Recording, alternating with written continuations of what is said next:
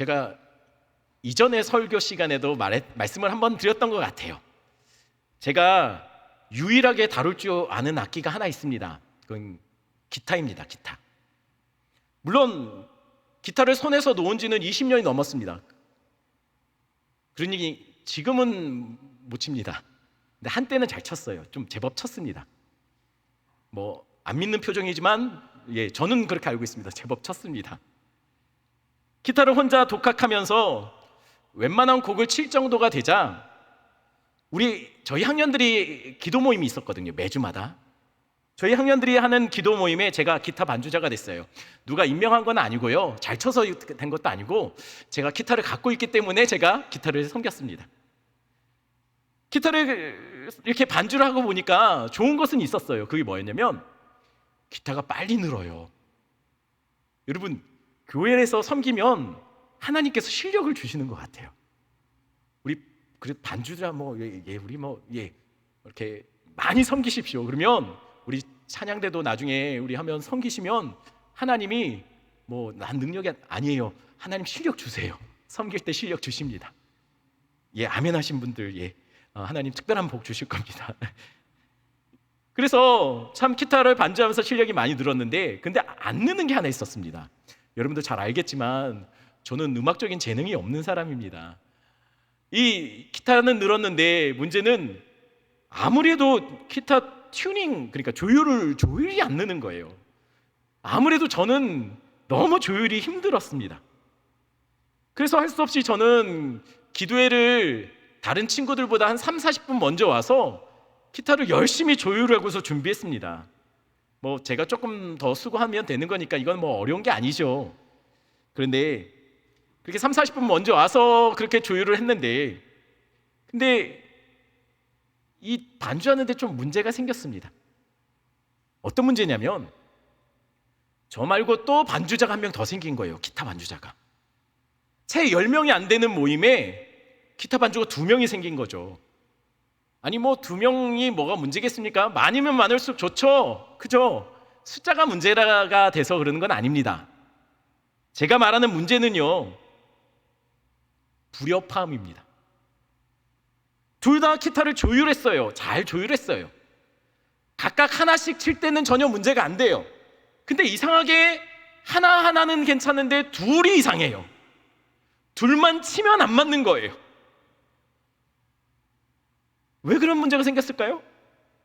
여러분 혹시 기타 조율을 어떻게 하시는지 아십니까? 제일 위에 줄에 먼저 맞춰요. 그리고 위에서부터 돈돈돈돈 하면서 맞춥니다. 이렇게 소리를 내서 2줄씩. 둘 다 맞은 거라고 생각했는데 알고 보니까 이게 서로 키가 안 맞는 거예요. 무슨 얘기냐면 상대적으로 한 대는 다른 기타에 비해서 높게 음이 잡힌 거고 상대적으로 다른 기타는 낮게 잡힌 거죠. 그러니 같이 치니까 불협화음이 나는 거예요. 그래서 우리는 이렇게 결정했습니다. 야, 너 오면 따로 조율하지 말고 우리 일찍 와서 서로 기타를 좀 조율 같이 하자. 서로 맞춰 놓자. 그리고 나니 불협화음이 사라졌습니다. 제법 둘이 치니 괜찮은 소리가 나기 시작했어요. 그런데 또 다른 문제가 생겼습니다. 그 기도회가 부흥한 거예요. 그리고 나니까는 피아노 반주자가 생긴 거예요. 둘이 칠 때 아무 문제 없었거든요. 그런데 이 피아노가 생기니까 이게 또 불협화음이 나는 거예요. 여러분, 기타 둘은 괜찮았습니다. 근데 피아노가 들어오니 문제가 생겼어요. 그럼 누가 잘못한 겁니까? 아니 왜 말을 못 하십니까? 피아노 잘못입니까? 잘못인가요? 피아노가 무슨 잘못입니까? 근데 우리 둘은 괜찮잖아요. 이게 무슨 문제죠? 기타가 잘못 맞춘 거예요. 우리는 잘 맞았다고 생각했습니다. 우리는 괜찮았다고 생각했어요. 근데 알고 봤더니 기준이 될 만한 피아노가 들어와서 쳐보니까 우리 둘 다 틀렸던 거예요. 그래서 우리는 어떻게 했냐면 그때부터 우리 둘이 맞추지 말고 나도 너도 피아노에 좀 맞추자 해서 와서 피아노 줄에 기타 줄을 맞췄습니다. 우리 둘이 맞추지 않았어요. 그런데 우리가 같이 치니까 어떤 일이 벌어졌을까요? 둘이 안 맞췄음에도 불구하고 키타가 전혀 불협함이 나지 않았습니다. 왜요? 우리가 각각 피아노에 맞췄더니, 우리 둘이 안 맞췄어도 기준에 맞췄더니 전혀 불협함이 나지 않고 문제가 생기지 않더라는 것이에요. 여기서 제가 깨달은 것이 있습니다. 여러분, 튜닝은요, 조율하는 것은요, 서로 맞추는 게 아니에요. 튜닝은 기준에 맞추는 겁니다. 여러분 기억하십시오. 튜닝은 기준에 맞춰야 튜닝이 된 겁니다. 서로 연합을 잘 했다고, 서로 뜻을 잘 맞췄다고 잘 사는 거 아니에요. 여러분, 아담과 하와 연합 잘했습니다. 전혀 의견이 없었어요. 그들 안에 불협함이 없었어요. 서로 합력했습니다. 그래서 그들이 합력하여 뜻을 일치하여 선악과를 따먹었죠. 잘 산 게 아니라는 거예요. 아나니와 삽비라도 마찬가지입니다. 그들 서로 불협함이 없었습니다. 뜻을 맞췄어요. 생각을 같이 했어요. 둘 다 같이 잘 공유됐습니다. 조율됐습니다. 그런데 그들이 뜻을 모아서 성령을 속였습니다. 여러분, 둘이 잘 맞췄다고 잘 사는 게 아니에요. 잘하고 있는 게 아닙니다. 하나님께 튜닝되지 않은 연합은 죄의 시너지를 만들어내죠. 그 대표적인 예가 뭡니까? 바벨탑을 쌓은 사건 아닙니까? 그들은 한 목소리를 했어요. 우리가 우리의 이름을 내자, 우리가 흩어지지 말자, 힘을 갖자, 한 목소리를 했습니다. 그들은 분열되지 않았어요. 하지만 그들은 연합하여 죄를 지었어요. 이제 이스라엘 얘기를 하겠습니다. 이스라엘은 원래 애굽 땅에 살았습니다. 그 땅에 녹아져 있었어요. 그 땅의 신을 섬기며 그 땅 문화에 사로잡혀 있었습니다. 하나님이 그들을 그 땅에서 건져내셨어요. 그리고 하나님은 그들을 약속의 땅에 집어넣으시기로 마음먹으셨습니다. 왜냐하면 그 땅에 악한 문화 속에 튜닝되고 조율하며 사는 그들을 볼 수가 없으셔서 하나님은 이제 그들을 그곳에서 건져내셔서 약속의 땅에 집어넣으시면서 그들에게 두 가지를 당부하셨어요. 물론 많은 것들을 당부했지만 그 중에 중요한 두 가지를 당부했습니다. 첫 번째 뭐냐면, 너희가 그 땅에 들어가면 그 땅에 조율되지 말라는 것이었어요. 출애굽기 34장 12절부터 13절까지 말씀입니다. 거기에 뭐라고 적혀있냐면 하나님이 이렇게 말해요. 얘들아, 내가 너희들에게 주는 땅으로 너희들을 인도하면 그 땅에 들어가거든 절대로 그 땅 백성과 언약 맺지 마라. 그 땅의 제단과 그 땅의 우상을 다 찍어 헐어버려야 된다. 왜냐하면 혹여나 그것들이 너에게 울무가 될 수 있다. 이 말은 맞고 말하면 뭡니까? 그 땅 사람과 그 땅의 문화에 동화되거나 조율되지 말라는 거예요. 섞여들지 말라는 거예요. 그 땅에 튜닝되지 말라는 것이죠. 그리고 하나님이 여호수아 23장 6절에 이렇게 말합니다. 우리 한 목소리 한번 같이 읽어볼까요? 한 목소리 있습니다. 그러므로 너희는 크게 힘써 모세의 율법책에 기록된 것을 다 지켜 행하라. 그것을 떠나 우로나 좌로나 치우치지 말라. 두 번째, 하나님은 그렇게 말합니다. 너희들 하나님의 말씀에만 튜닝되라는 거예요. 그 땅에 튜닝되지 말고, 그 땅의 문화에, 그 땅의 사람들처럼 살지 말고 하나님의 말씀에, 하나님 말씀에만 좌로나 우로나 치우치지 말고 살라는 거예요. 그 땅이 아니라 하나님께 튜닝하며 살라는 것이죠. 여러분, 그러면 하나님께서 이렇게 단단히 일렀으면 이스라엘 백성들은 약속의 땅에 들어가서 말씀 잘 지켜냈을까요? 그 땅 백성과 어울리지 않았을까요? 아니죠. 그들은 들어가서 불과 몇 세대가 지나지 않았을 때입니다. 얼마 지나지 않아서 그들은 그 땅 백성과 언약 맺어요. 그리고 우상을 섬깁니다. 기가 막힌 거죠. 아니, 그러면 하나님 어떻게 하셨을까요? 그렇게 하고 있는 이들을 하나님 그냥 두셨을까요? 아시죠? 우리 하나님 고집 셉니다. 그들을 그냥 두지 않으세요. 그래서 하나님은 선지자를 보내십니다. 선지자를 통해서 하나님의 말씀을 선포하게 합니다. 이게 뭡니까? 하나님의 말씀을 들려줘서, 기준을 들려주셔서 어긋난 하나님의 백성으로서의 삶을 다시 조율하라고 하나님 계속 선지자를 보내셔서 말씀하게 하세요. 그런데 그 말씀을 듣고 이스라엘 백성들이 어긋났던 자신의 삶을 돌이켰을까요? 아, 이거 아니었구나. 우리가 잘못된 삶의 음을 내고 있구나. 그들이 깨달았을까요? 아니죠.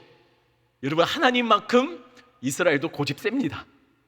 이스라엘은 여전히 하나님이 아닌 세상과 조율하며 악한 문화와 하모니를 이루며 그렇게 삶을 살고 있어요. 그것을 멈추지 않아요. 여러분, 그래서였습니다. 그래서 하나님은 결국 주전 586년 바벨론에 의해서 예루살렘을 무너지게 만듭니다. 그리고 그렇게 하나님 아끼셨던, 하나님 너무 귀하게 보셨던 그 성전을 하나님이 그들을 통해서 무너뜨려 버리세요.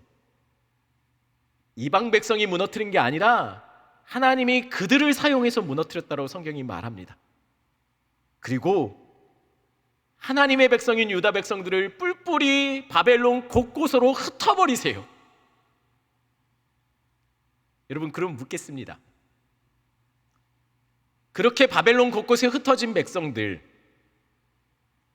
이스라엘 백성들이 바벨론에서 살 때 이스라엘 백성들은 뭐가 가장 힘들었을까요?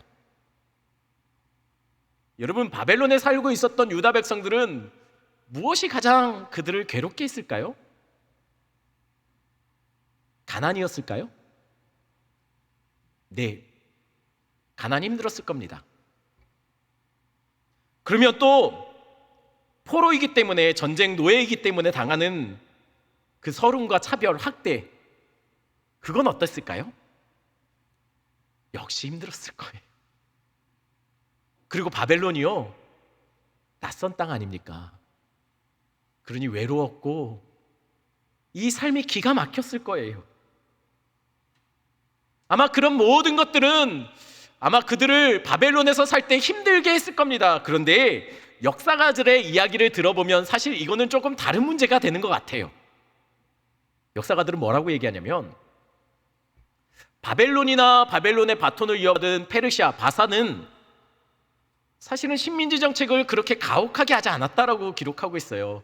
관대한 식민지 정책을 폈다는 것이죠. 이게 무슨 말이냐면, 비록 바벨론이나 또는 바사, 페르시아는 자신들이 정복한 나라의 백성들을 뿔뿔이 다 흩어버렸죠. 다 강제 이주시켰습니다. 그런데 그렇다고 해서 그들이 전쟁포로 신분이라고 해서 학대하거나 가혹하게 그렇게 심하게는 하지 않았던 것으로 보입니다. 그냥 흩어놓기만 했지. 왜냐면 이들이 모여 살면 반란을 일으킬 수 있지 않습니까? 그러니까 흩어놔서 다시 못 만나게 했지만, 그들은 그냥 그곳에 흩어진 곳에서 결혼해서 살고 집도 짓고 터도 잡고 생계를 유지하기 위해 일도 하면서 그렇게 자연스럽게 조금씩 시간이 지나면 바벨론 사람들과 별로 다를 게 없는 그런 삶을 살 수 있도록 이렇게 시스템으로 만들어 놨다는 것이에요. 이게 뭐와 비슷하냐면, 좀 성격은 좀 다르지만 미국이 그렇지 않습니까? 미국이 초창기 때 이렇게 많은 주변의 나라들을 관대하게 그 좀 포용적인 이민 정책을 펼쳐서 다 받아들였죠. 그리고 미국인이라는 이 자부심이라는 울타리 안에 넣고 녹여내서 결국은 우리가 결국 미국인이다 라는 그런 마음들을 품게 하는 거 아닙니까? 바벨론이 그랬다는 거예요. 굉장히 관대했대요. 열심히 살면 생계를 유지하는데 어려움이 없었습니다. 적당히 그 땅에 잘 어울리고, 때로는 그 땅 백성들, 다른 인종들과 결혼하고 함께 어울리며 그 땅에 녹아질 수 있었습니다. 그래서 실력만 있다면 우리가 아는 것처럼 다니엘처럼 높은 자리에 올라가는 사람도 생겼어요. 돈도 모을 수 있었고 세력가도 될 수 있었습니다.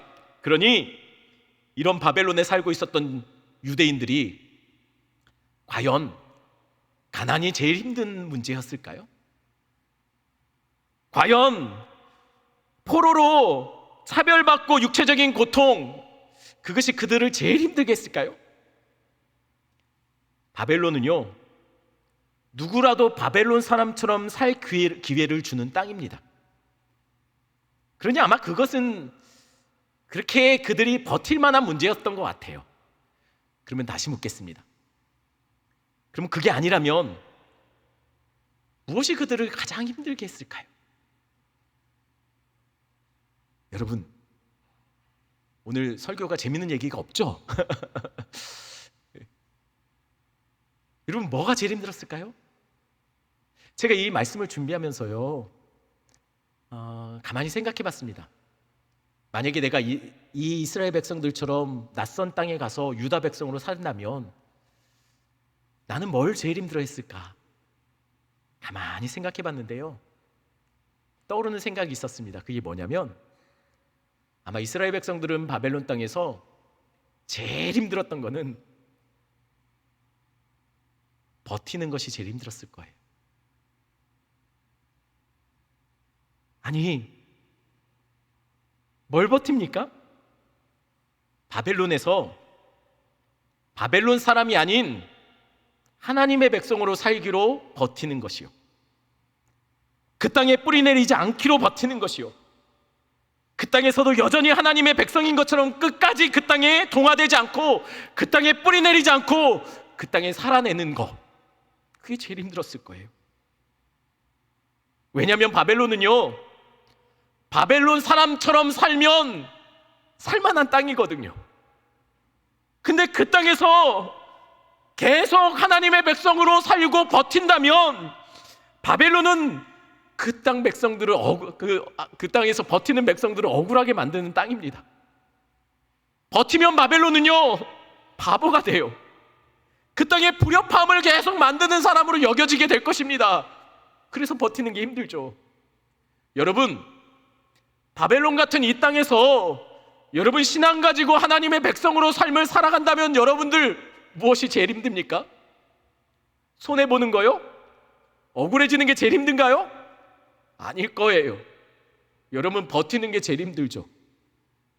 이 땅에서 누가 뭐라고 해도, 이 땅에서 하나님이 없는 것처럼 사람들이 우리를 조롱하고 손가락질할 그때 우리마저도 기도했는데 하나님의 우리의 음성을 듣지 않는 것 같고, 우리의 고통 속에 어려움 속에 하나님 함께하지 않는 것 같은데, 그런 상황에서도 하나님이 계신 것처럼 이 땅에서도 여전히 나는 하나님의 백성인 것처럼 삶을 살아내고 버텨내는 것, 여러분, 그러면 억울해져요.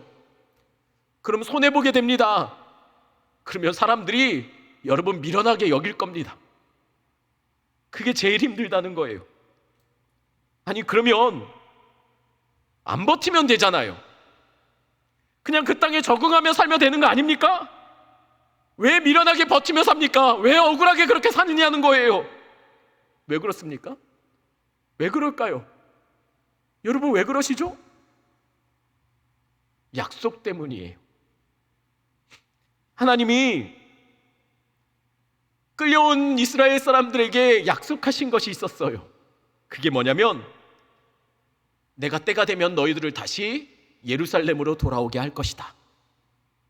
내가 너희들을 어느 곳에 있든지 다 불러 모아 예루살렘을 회복시킬 것이라는 약속을 하셨어요. 그 약속이 기억나기 때문에 그들은 바벨론에 살지만 여전히 이 땅에 녹아지지 않고 다시 돌아갈 것처럼, 진짜 돌아갈 땅이 있는 것처럼 그들은 버텨내고 있었다는 거예요. 흩어진 곳에서 몸부림치며 그 땅의 문화에 빠져들지 않고 끝까지 나는 하나님의 백성이다, 나는 하나님 말씀 붙잡고 살아야 된다. 왜? 나는 돌아가야 하기 때문이라는 것이죠. 약속이 믿어지기 때문에 버텼다는 거예요. 오늘 본문에 보면 유다가 망하고 48년이 지난 때였습니다. 약 50년이 지났어요. 약 50년. 처음 포로로 끌려갔을 때 사춘기에 여드름이 많이 난 소년 소녀들이요, 이제 황혼을 바라보는 노인이 됐습니다. 만약 우리도 그들 노인 중에 한 명이었다면 우리는 바벨론에서 어떻게 살았을까요? 여러분, 만약에 그들 중에 우리도 한 명이었다면 여러분 그동안 어떻게 살았을까요? 그럼에도 우리는 그 땅에서 버텼을까요? 그 땅에 살면서 바벨론 문화화 되지 않고 바벨론화 되지 않고 그렇게 살면 편해지는데, 그 편해짐을 거부하며 우리는 과연 그 땅에서 잘 버텼을까요? 아마 누구도 에이, 그래도 난 버텼어 라고 말하는 사람 자신 있게 말할 수 있는 사람은 없을 겁니다. 왜냐면요, 50년이잖아요. 50년. 하나님의 약속이 50년이면 아마 많이 희미해질 겁니다. 하나님의 약속은 희미해졌는 대신 더 선명하게 보이는 것이 있을 거예요. 그게 뭡니까? 바벨론의 현실이요. 그 땅에서 삶을 살아야 되는 현실적인 문제들은 점점 선명해졌을 거예요. 아니 뭐 좀 나아지는 거라도 있어야죠. 좀 약속이 조금씩 좀 완성되어져 가는 것이 보여야 될 거 아닙니까? 그런데 조금도 그런 기미는 나타나지 않고 50년이 지나요. 코로나 2년 동안 어쩌면 우리 성도들 중에서 많이 흔들리고 신앙이 많이 희미해진 사람들이 있을 수도 있습니다. 2년도 그래요. 그런데 이들은 50년이에요. 50년. 50년 동안 그 땅에서 그럼에도 끝까지 아니야 나는 하나님 백성, 나는 돌아갈 거야, 이 땅에 나는 뿌리 내리지 못해 라고 말하며 그렇게 버텨내는 게 과연 쉬웠겠냐는 거예요. 혹 그렇게 버텨낸 사람이라 할지라도 아마 굉장히 가슴앓이 많이 했을 겁니다. 이리 뒤척 저리 뒤척이며 아마 눈물 많이 긴밤 지새우며 눈물 많이 흘렸을 거예요. 아마 비슷한 처지에 주변에 다른 우리와 같은 똑같은 처지에 있는 포로로 끌려온 다른 민족들, 아마 버틴 자들을 향해서 이렇게 말했을지도 모릅니다. 고마해라. 유별나게 그러지 마. 아이고 우리도 그래. 니들만 그러니? 유별나게 그러지 마. 튀어나온 못이 망치에 맞아. 그러니 생각해봐. 유다? 끝났잖아. 지금 망한 거 아니야? 하나님의 약속? 야 50년 지났어.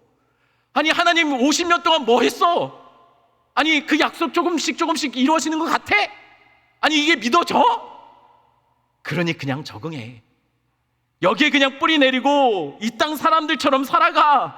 마음이 동하지 않으면 흉내라도 내면서 살아. 그래야 너가 편해져. 여러분, 혹시 이런 말들 우리 주변에서 우리가 많이 들었던 이야기 아닙니까? 왜 이리 유별나게 살아? 적당해. 아니 무슨 신앙 좋아. 그렇지만 이렇게 별나게 그럴 필요 있어? 아니 무슨 11조 너 힘들다며. 때로는 줄도 서고 적당히 아부하고 사람들 찾아가서 부탁도 하고 그렇게 살아. 현실적으로 좀 살아. 그러면 훨씬 수월해. 맞습니다. 여러분, 이 땅의 문화에 젖으면, 이 땅의 요구를 들어주며 이 땅과 튜닝하며 살면요 훨씬 좋아집니다. 훨씬 살만할 거예요. 그러니 뭘 그리 버팁니까? 왜 이루어지지도 않을 것 같은 하나님의 약속 붙잡고 끝까지 이렇게 미련나게 버팁니까? 무엇하러 힘들게 흩어진 곳에서 하나님 말씀 붙잡고 예배자로 묵묵히 버텨내며 기도하며 삽니까? 기도하면 하나님 들어주셨나요? 기도했더니 하나님이 우리 삶에 함께 하시는 것처럼 느껴졌습니까?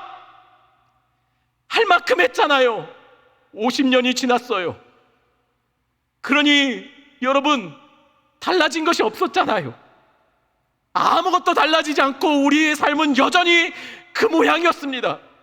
그런데 왜 그렇게 버티고 미련하게 있느냐는 거예요. 맞습니다. 여러분, 이들은 바벨론 포로로 끌려가서 아무리 하나님께 외치고 기도했지만 달라진 게 아무것도 없었어요. 그 땅에 적당히 녹아지고 그 땅에 적응하며 선 사람들은 그래도 살만했지만 끝까지 버틴 자들은 너무 억울하고 속상하고 힘든 일들이 계속 생겼어요. 달라지지 않았습니다. 그런데 오늘 본문은 달랐습니다. 놀라운 일이 벌어져요. 누구도 예상하지 못했던 일이 벌어집니다. 하나님의 약속이었지만 다들 에이 설마 되겠어? 에이 끝난 거 아니야? 라고 했던 그 일이 오늘 드디어 일어나요. 유다가 멸망한 지 48년 지났을 때 일입니다. 페르시아 왕 고레스가 바벨론을 무너뜨리고 전국에 조서를 내려요. 그가 다스리는 곳곳에 왕의 편지가 전달됩니다. 이 편지가 전달되자마자 일대 소동이 벌어져요. 아니 어떤 조서이길래 온 나라가 온통 소동이 벌어졌을까요? 그 조서의 내용을 요약하면 이렇습니다. 그 내용은 이렇습니다. 하늘의 하나님 여호와께서 세상 모든 나라를 내게 주셨으니, 여러분 잘 들어보세요. 이게 이방 왕의 입에서 나온 말입니다. 놀랍지 않습니까? 그가 이렇게 말해요. 하늘의 하나님 여호와께서 세상 모든 나라를 내게 주셨으니 그러므로 그의 백성된 자들 다 예루살렘으로 올라가서 이스라엘 하나님 여호와를 위하여 성전을 지으라. 아니 여러분, 이방 왕이 이런 명령을 내려요. 하늘의 하나님이 모든 나라를 주셨으니 그러므로 그의 백성된 자들은 다 예루살렘으로 올라가서 하나님의 전을 지으라. 전혀 조짐이 보이지 않았었어요. 고레스가 이런 사람인 줄 아무도 몰랐어요. 고레스가 학습도 안 받았는데, 세례도 안 받았는데 갑자기 이런 고백을 하는 거예요. 하나님이 내게 모든 나라를 주셨다. 그러니 이스라엘 사람들 다 다시 예루살렘으로 돌아가서 하나님의 전을 지어라. 심지어는 본문 4절에 이렇게 말합니다. 우리 4절 말씀 한번 읽어볼까요? 한 목소리 읽습니다. 그 남아있는 백성이 어느 곳에 머물러 살든지 그곳 사람들이 마땅히 은과 금과 그 밖의 물건과 짐승으로 도와주고 그 외에도 예루살렘에 세울 하나님의 성전을 위하여 예물을 기쁘게 드릴지니라 하였더라. 심지어는요, 이 왕이 돌아가는 사람들에게 원하는 것을 주라고 얘기해요. 필요한 거, 성전을 짓는데 필요한 걸 주라고 해요. 은금 주라고 해요. 기쁨으로 주라고 합니다. 얼마든지 원하는 것, 필요한 모든 것을 기쁜 마음으로 전심으로 주라는 거예요. 이방의 왕이 말도 안 되는 지금 명령을 내리고 있는 것이죠. 믿겨지지 않는 일이에요.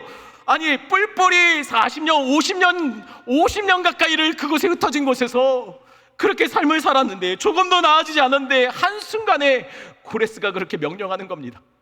그런데 더 놀라운 거, 의미 있는 말은요, 고레스가 이렇게 말을 했다는 거예요. 남아있는 자들은 돌아가라. 그냥 유다 백성이 아닙니다. 남아있는 자들은 돌아가라예요. 여러분, 이게 무슨 뜻일까요? 유다 백성들 중에 남아있는 자들입니다. 흩어졌지만 그 땅에서 여전히 하나님의 백성으로 삶을 살고 있는 그 자들이 남아있는 자들이에요. 남아있는 자들이란 버티고 있는 자들이에요. 그 땅에 물들지 않고 바벨론을 나의 나라라고 생각하지 않고 바벨론에 살더라도 나는 하나님의 백성이라고 잊지 않고 몸부림치며 그거 붙잡고 사는 자들, 그 약속 믿고 그 땅에 뿌리 내리지 못하고 있는 자들, 그런 자들은 다 누구나 돌아가라는 거예요. 하나님의 전을 짓기 위해 예루살렘으로 다 돌아가는 거예요. 이 명령이 선포되었을 때 유다 백성들에게는 두 가지 반응이 나타납니다. 첫 번째는 돌아간 자들입니다. 두 번째는 머물기로 한 자들입니다. 여러분, 어떤 차이가 이들을 이렇게 만들었을까요? 왜 돌아갔을까요? 또 왜 돌아가지 못했을까요?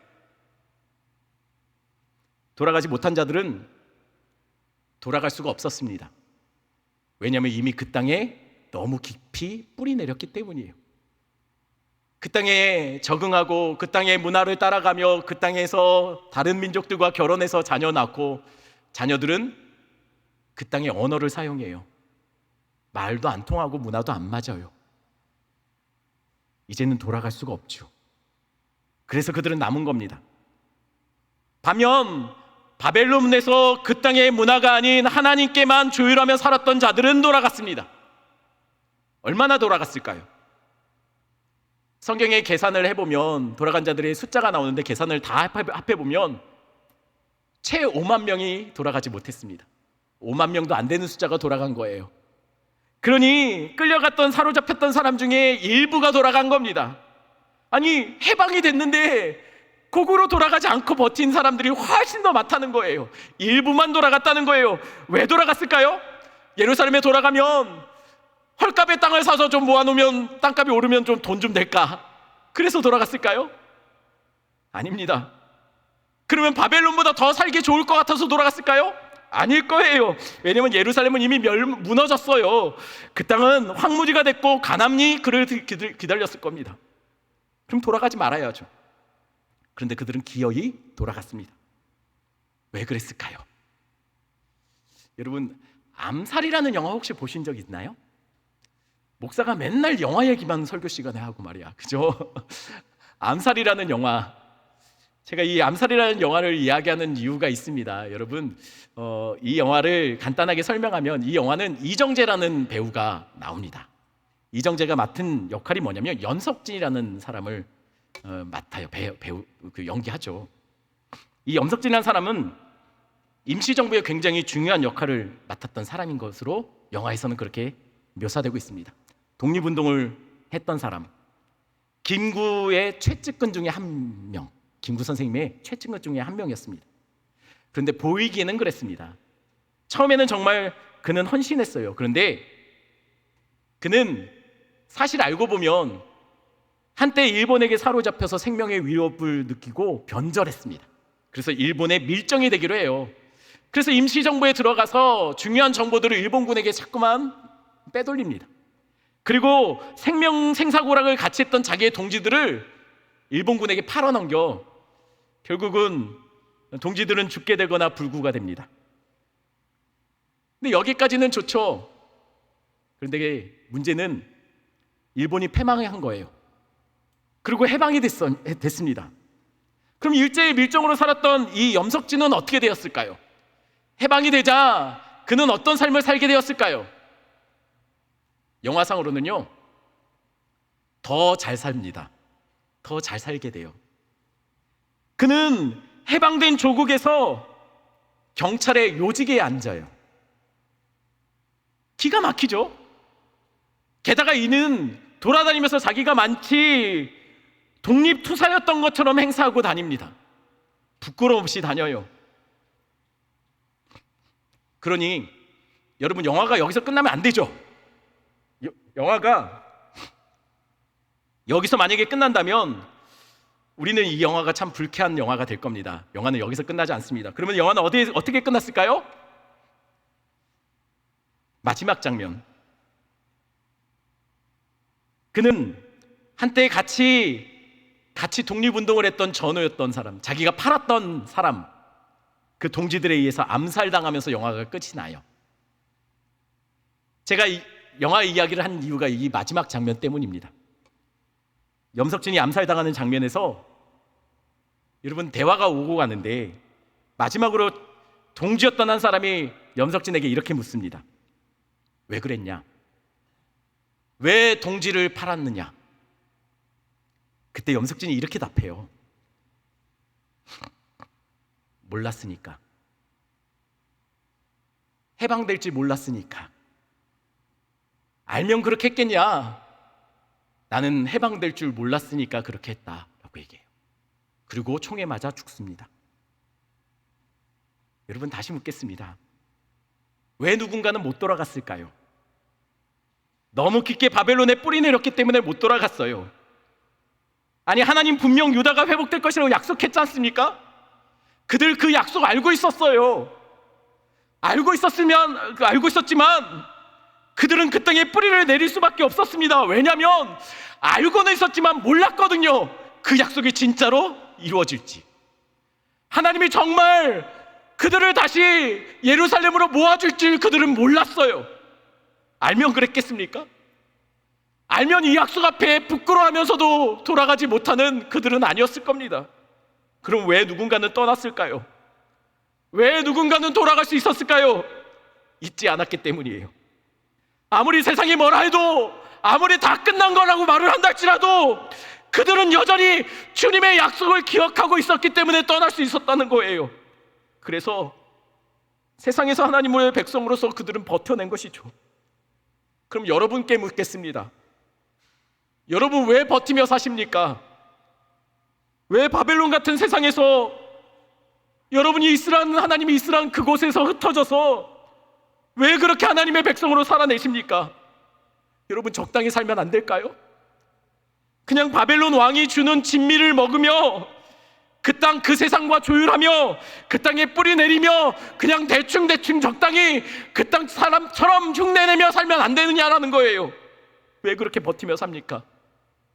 왜 그렇게 손해보며 삽니까?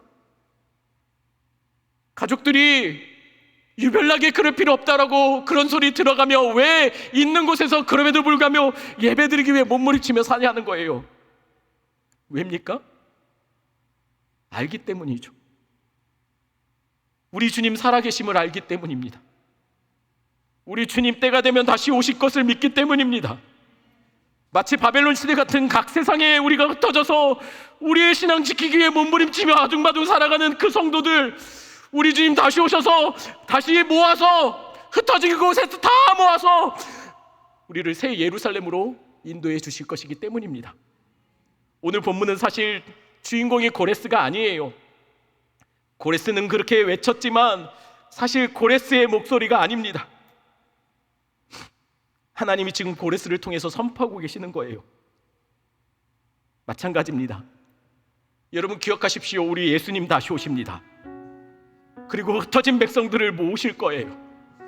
흩어진 백성들, 남아있는 자들, 버티는 자들, 있는 곳에서 바벨론 같은 세상 속에서 그 땅의 악한 문화 속에 같이 춤추지 않고 같이 노래하지 않고 그 땅에 동화되지 않고 그 땅에 뿌리 내리지 않고 억울해도 속상해도 가족들에게 손가락질과 핀잔 받아가며 그러면서도 그 땅에서 몸부림치며 하나님 백성이야, 나는 하나님 백성이야 외치며 살아가는 자들, 그때 우리 주님 오실 때 그분이 하늘에서 우리들에게 이렇게 선포하실 겁니다.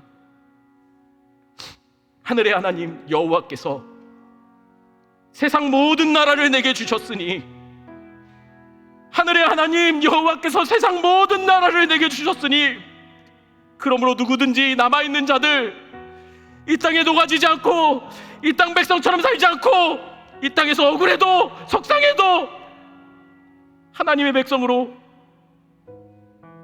버텨낸 자들,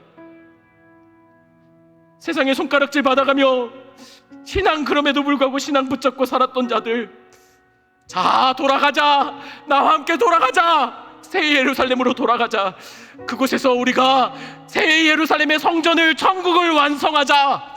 우리 주님 우리에게 그렇게 말씀하실 거예요. 왜 우리가 버팁니까?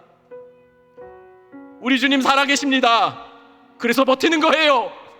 왜 억울해도 바보같이 삽니까? 우리 주님 다시 오실 것이기 때문이에요. 그거 알기 때문에, 그것 때문에 우리는 비록 세상에서는 억울해지고 늘 세상에 불협화음을 내는 자처럼 여겨진다 할지라도 우리 주님 오시면 천국에서는, 새 예루살렘에서는 하늘에서 최고의 하모니로, 세상에 조율되지 않은 하나님께만 튜닝된 노래로 우린 영원히 심장이 터질 듯 그분을 찬양하게 될 것입니다. 우리 하나님 나라 임하시네 같이 찬양하겠습니다.